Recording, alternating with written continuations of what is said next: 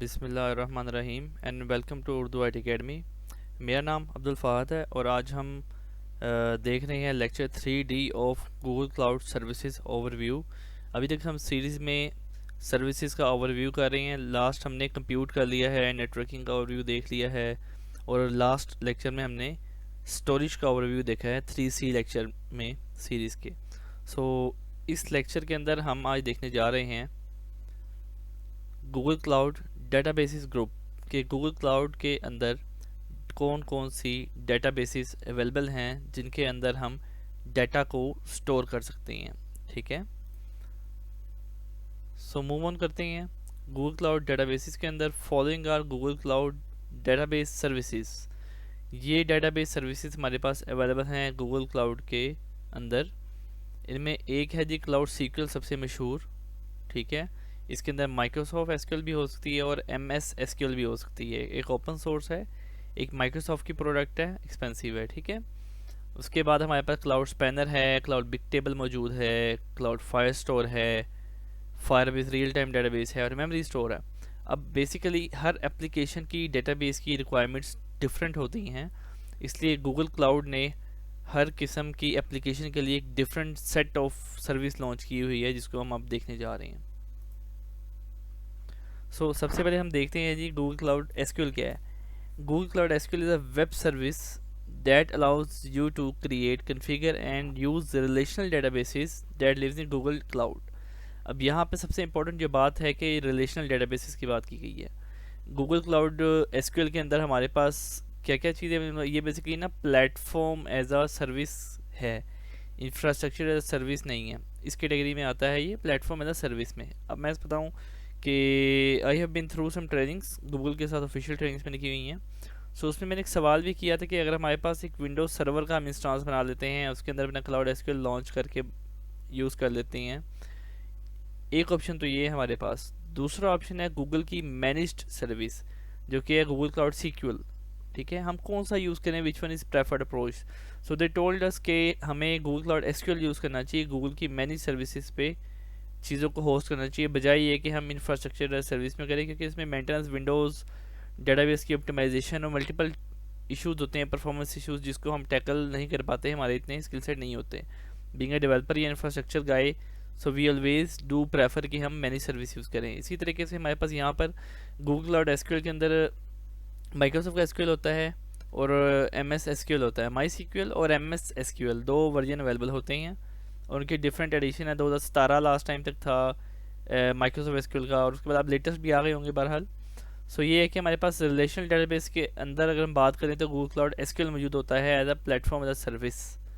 और इसके अंदर क्या होता है, हमने प्लेटफॉर्म एज सर्विस के अंदर हमने अपने इंस्टांस का साइज़ सिर्फ सेलेक्ट करना है कि भाई मुझे 4 VCP और 16 GB रैम वाला एक एसक्यूएल का इंस्टांस लॉन्च कर दो। वो लॉन्च कर देगा, आपको उससे एक पब्लिक और प्राइवेट IP दे देगा, उसको आपने अपनी एप्लीकेशन में दे देना है और आपका कनेक्शन इस्टेब्लिश हो जाएगा। सो सिंपल एज दैट, सिर्फ इंस्टांस लॉन्च करना है and that is good to go. Mostly कंपनियाँ कर रही होती हैं जिनको डेटाबेस एडमिनिस्ट्रेटर अच्छे नहीं होते, इनके पास ये इश्यूज होते हैं, वो अपनी डेटाबेसेस को क्लाउड पे होस्ट करती हैं इसी मॉडल के ऊपर। आगे यूज़ केस डायग्राम में इसकी मैंने डायग्राम्स भी दी हैं, so I will show you through that as well. यहाँ पे it is a fully manage service that maintains, manages and administrates your database allowing you to focus on application and services. वही बात की Google की manage service है, तो आप अपनी एप्लीकेशन के ऊपर ज़्यादा फोकस कर सकते हैं बजाय ये कि आप डेटाबेस एडमिनिस्ट्रेशन ऑप्टिमाइजेशन कर रहे हो। इसमें कि मैनेज सर्विस में आपको एक ईजी विंडो मिलती है। अच्छा जी, इसके बाद हम देख रहे हैं जी गूगल क्लाउड स्पैनर। अब गूगल क्लाउड स्पैनर क्या है? Cloud spanner is fully managed mission critical relational database. It is designed to provide a scalable online transaction processing OLTP database with high availability and strong consistency at global scale। Basically ये बहुत ही powerful service है। अगर आपने fully manage मतलब कि आपको fully manage और scalable service चाहिए हो जो स्केल भी होती हो, ठीक है, एंटरप्राइज लेवल की स्केलेबिलिटी से कह सकते हैं, जिसके अंदर अवेलेबल हो, तो गूगल क्लाउड की मैनेज सर्विस है, उसे वो कहते हैं गूगल क्लाउड स्पैनर। अब ये बेसिकली ये क्या है जी, हमारे पास ये फुली मैनेज मैं स्लाइड को बैक कर लेता हूँ। अब यहाँ पे ये रिलेशनल है, रिलेशनल डेटाबेस सर्विस है। दो तरह की डेटाबेसेस होती हैं, एक होती है रिलेशनल डेटाबेसिस, एक होती है नॉन रिलेशनल डेटाबेसिस। अब याद रखिएगा कि रिलेशनल डेटाबेसिस स्केलेबल नहीं होती, लेकिन जैसे ये स्केलेबिलिटी इसमें इतनी खास अवेलेबल नहीं होती, हमें डाउन टाइम विंडो रिक्वायर्ड होती है इंस्टांस को बड़ा करने के लिए। यहाँ पर क्या खासियत है कि यहाँ पर ये स्केल हो रही होती है, मतलब कि ऑटो स्केल हो रही होती है। मतलब आपकी इंस्टांस में स्पेस कम हो गई है, रैम कम हो गई है, तो वो उसे ऑटो स्केल रियल टाइम में कर लेता है, डाउन टाइम रिक्वायरमेंट नहीं होती। सो जो बहुत बड़ी बड़ी एंटरप्राइज कंपनियां हैं, जैसे मैं बात करूँगा पोकेमोन गो एक गेम है, उबर है, वो बैकएंड पे गूगल क्लाउड स्पैनर टाइप की डेटाबेसेस यूज़ कर रही होती हैं मल्टीपल पर्पजेज़ के लिए अपने। ये हर सर्विस का उनका एक डिफरेंट डेटाबेस और डिफरेंट सिस्टम होता है, तो कहीं पे वो क्लाउड स्पैनर यूज़ कर रहे होंगे, कहीं पे क्लाउड सीक्वल यूज़ करेंगे, मल्टीपल जगह पे मल्टीपल चीज़ यूज़ करेंगे हर सर्विस के लिए। गूगल क्लाउड बिग टेबल क्या है जी? अब Google cloud big table is a fast fully managed highly scalable no SQL database service. पिछली क्या थी? पिछली थी हमारे पास रिलेशनल डेटाबेस सर्विस, ठीक है। अब ये है highly scalable no SQL database service. It is designed for collection and retention of data from 1 TB to hundreds of petabytes। इसका डिज़ाइन पर्पज़ है बेसिकली वो क्या है कि कलेक्शन ऑफ डाटा और रिटेंशन ऑफ डाटा। ये as per my knowledge Google की Gmail की सर्विस है, उसके बैकएंड पे इसको यूज़ कर रही हैं। मैं एक यूज़ के डायग्राम एक गो थ्रू कर रहा था, but I go through it again. अच्छा, यहाँ क्लाउड फाइल स्टोर क्या है? Cloud file store no SQL document database. अगर आपको डॉक्यूमेंट डेटाबेस चाहिए, आपसे कोई सवाल करता है कि मुझे यार के fully manage SQL base database चाहिए, ठीक है, सो आप क्या बोलेंगे? यहाँ पे आप बोलेंगे हमारे पास रिलेशनल डेटाबेस के अंदर फुली अगर सेलेबल चाहिए तो हम स्पैनर देंगे आपको। उसके अलावा आपको अगर कहता है कि मुझे नो एसक्यूएल वाली चाहिए तो आप कहेंगे गूगल क्लाउड बिग टेबल। अगर कोई कहता है कि यार हमें चाहिए कि डॉक्यूमेंट डेटाबेस है हमारी, कि डॉक्यूमेंट स्टोर होने हैं उसके अंदर ना, तो उसके अंदर क्या है कि हम उसके लिए कहेंगे हम गूगल क्लाउड फायर स्टोर को यूज़ करेंगे, कन्फिगर करेंगे एप्लीकेशन के बैकएंड पे। अब कहता है कि no SQL document database for storing syncing and querying data for mobile and web apps. आपकी मोबाइल एंड वेब एप्स के लिए, दोनों के लिए प्रेफर्ड है। Its client libraries provide live synchronisation and offline support, while its security features and integrations with Firebase and Google Cloud Platform accelerate building serverless apps। अब एक यहाँ पे रिस्ट्रिक्शन बताता हूँ कि ये जो सर्विस आप देख रहे हैं ये सिर्फ गूगल क्लाउड के इकोसिस्टम के अंदर इस्तेमाल आप कर सकते हैं। अगर आपने ऑन प्रेमाइस का इस्तेमाल करनी है तो आपको इसके लिए VPN सिस्टम इस्टेब्लिश करना पड़ेगा। ये पब्लिक IP पे काम नहीं करती, ये भी पब्लिक IP पे काम नहीं करती, ये भी पब्लिक IP पे काम नहीं करती, ये आपकी पब्लिक IP पे काम करती है। आगे मैं दिखाऊँ आपको, फायर स्टोर आता है, फिर मेमोरी स्टोर आता है। This is a very interesting service, Google और मेमोरी स्टोर। आप में से कुछ लोग जो डेटाबेस फील्ड के हैं वो जानते होंगे हम रेडिस का क्लस्टर यूज़ कर रहे होते हैं। रेडिस क्या कर रहा होता है कि आपके यूज़र की स्टेट होती है ना, एक तो आपकी डेटाबेस में डाटा चाह रहा होता है, टेबल्स हैं, यूज़र के कॉलम्स हैं, मुख्तलिफ चीज़ें हैं। एक आपका होता है कि इन मेमोरी डेटाबेस, एक होता है आपके पास रेडिस क्लस्टर। रेडिस क्लस्टर क्या कर रहा है? रेडिस क्लस्टर में आपकी जो यूज़र की स्टेट होती है वो सेव हो रही होती है। सो उसमें क्या होता है कि आपकी जो आप मल्टीपल टेबल्स को उसके अंदर इंडेक्स करवा रहे होते हैं यूज़र की स्टेट के ना, कि ये चीज़ें।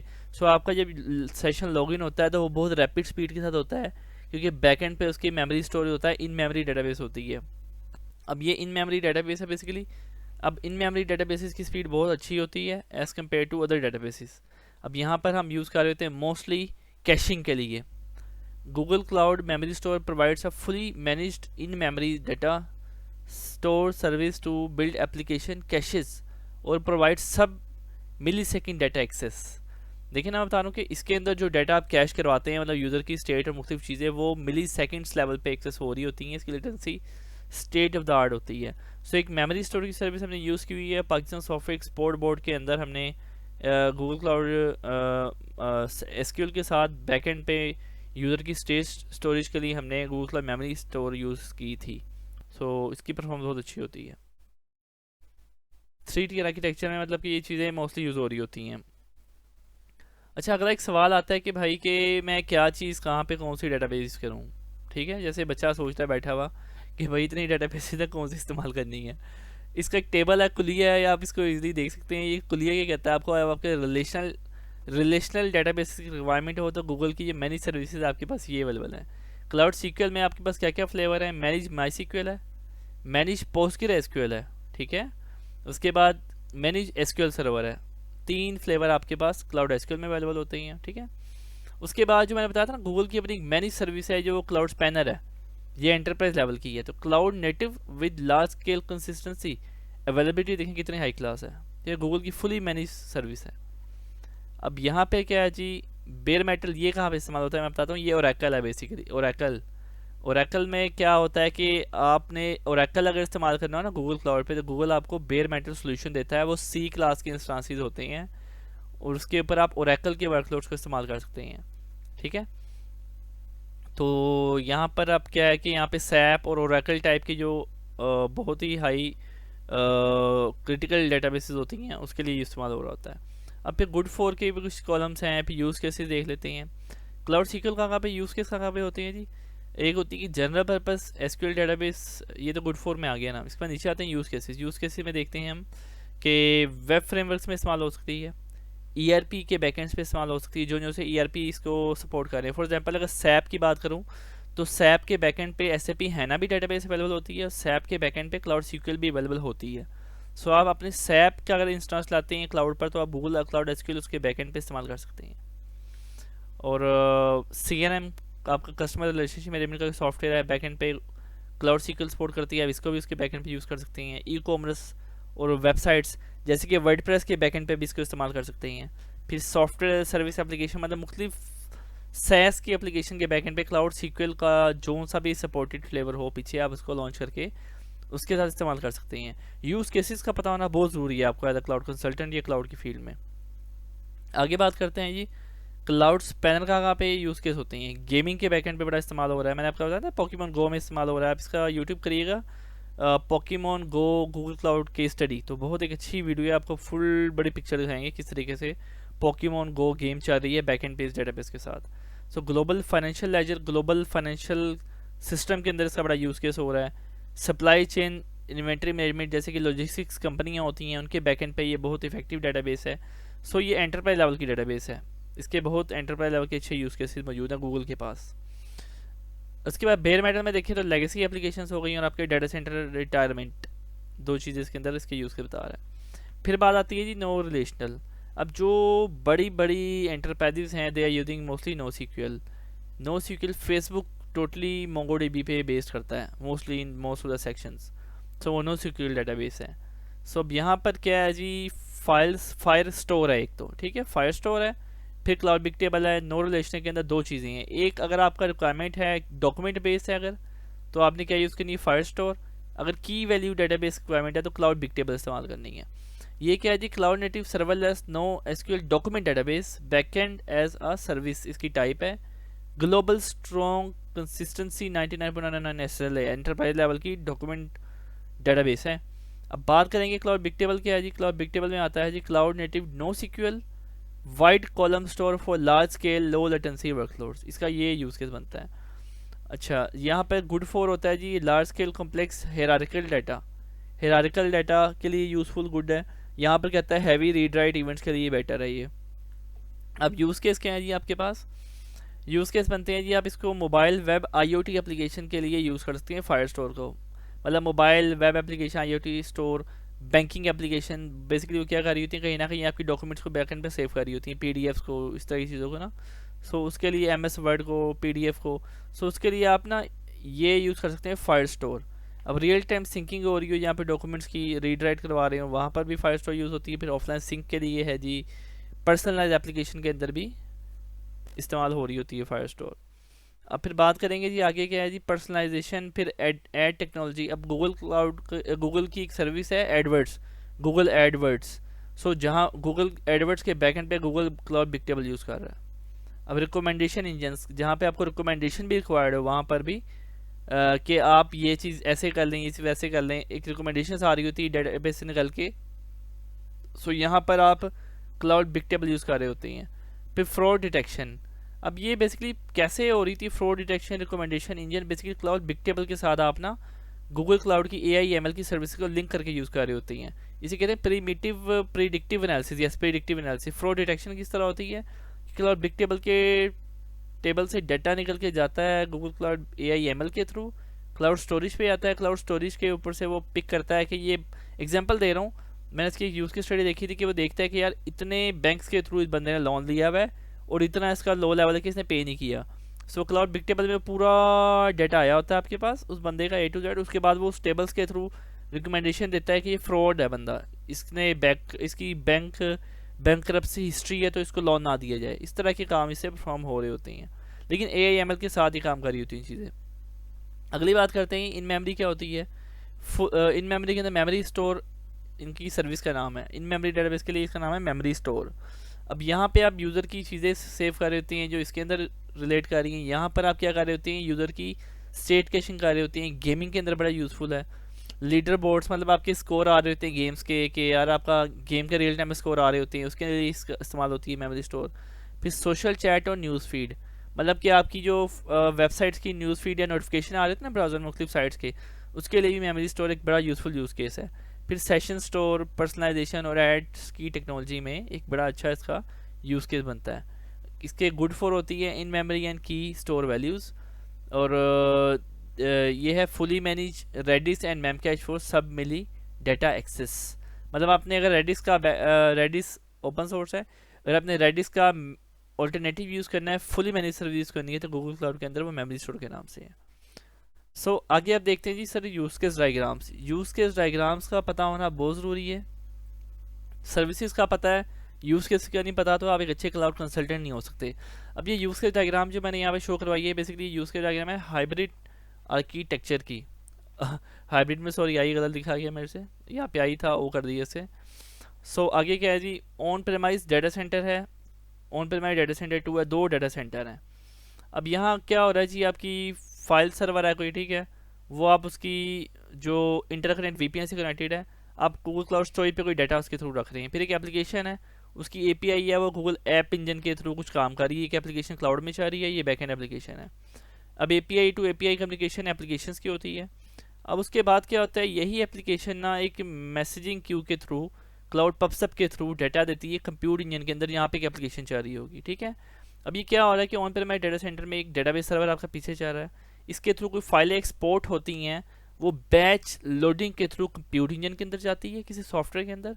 उस सॉफ्टवेयर के थ्रू गूगल क्लाउड SQL अपने अंदर डेटाबेस को फीड करता है। अब यहाँ से आगे कुछ भी आप काम कर सकते हैं, ऐप इंजन में इस्तेमाल कर सकते हैं, गूगल क्लाउड बिग क्वेरी के अंदर इसके अंदर से डाटा एक्सपोर्ट कर सकते हैं, मुख्तलिफ काम कर सकते हैं।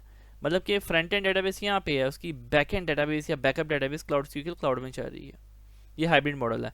फिर एक एप्लीकेशन है वो रियल टाइम डेटाबेस बेस काम कर रही है, तो फायरबेस आप इस्तेमाल कर रहे हैं इसके लिए, फायरबेस की एप्लीकेशन चल रही है।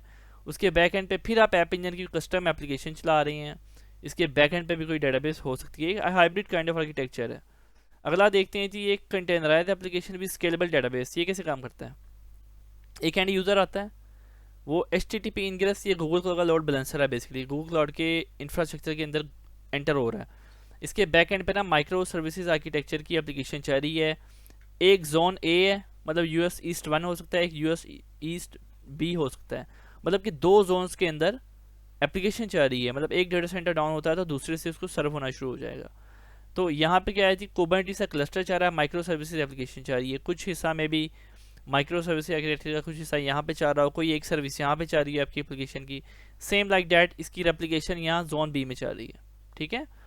अब यहाँ पर क्या आता है, यहाँ पे सिंक्रोनस रेप्लिकेशन इस्तेमाल हो रही है, और आपका जो प्राइमरी इंस्टांस है क्लाउड SQL बैकएंड पे डेटाबेस इस्तेमाल हो रही है। आपकी जो एप्लीकेशन है पाइथन प्लस फ्लास्क बेस्ड, उसके बैकएंड पे डेटाबेस आपकी प्राइमरी इंस्टांस क्लाउड SQL है। अब इसका HA कन्फिगर्ड है यहाँ पर जोन B के अंदर, जोन A के अंदर प्राइमरी डेटाबेस इंस्टांस कन्फिगर है, जोन B के अंदर सेकेंडरी डेटाबेस इंस्टांस कन्फिगर्ड है। ये कैसे होता है, बेसिकली मैं आपको बताता हूँ कि यहाँ पर रीड राइट हो रहा होता है, यहाँ पर रीड ओनली मोड होता है। जब ये अगर जोन डाउन हो जाए तो ये रीड राइट बन जाता है, ठीक है, जब तक ये हील नहीं होता। फिर जब ये हील होता है तो वाइस वर्सा उसको रिवर्स कर देता है। तो इन दोनों के दरमियान सिंक्रोनस रेप्लिकेशन हो रही होती है कि जो डाटा यहाँ पे आ रहा है वो यहाँ पे रीड ओनली मोड पे पंच होता है आ रहा है। सो आपकी एप्लीकेशन में कहीं से भी ये है मैश मॉडल हाइब्रिड बनाया हुआ है इसको, कि डाउन टाइम नहीं होगा, सिंगल पॉइंट ऑफ फेलियर नहीं है इसके अंदर। ये बहुत इजी कन्फिग्रेशन है गूगल क्लाउड के अंदर, सिर्फ आपने एक चेक को एनेबल करना होता है HA कन्फिग्रेशन, और उसका जो सेकेंडरी इंस्टांस है वो चलना शुरू हो जाता है सेकंड जोन के अंदर। तो गूगल क्लाउड की बड़ी अच्छी ब्यूटी है। So that was the end of lecture. मैं उम्मीद करता हूँ कि आपको यूज़ केस डायग्राम्स और सर्विसेज के थ्रू काफ़ी एक बिग पिक्चर नज़र आई होगी गूगल क्लाउड की डेटाबेसेस के बारे में। इंशाल्लाह इसके ऊपर पूरी डिटेल लैब्स और थ्योरी अभी मौजूद है इन टॉपिक्स के ऊपर। सो इंशाल्लाह वो हम कमिंग लेक्चर सीरीज़ के अंदर देखेंगे। सो तब तक के लिए अल्लाह हाफिज़।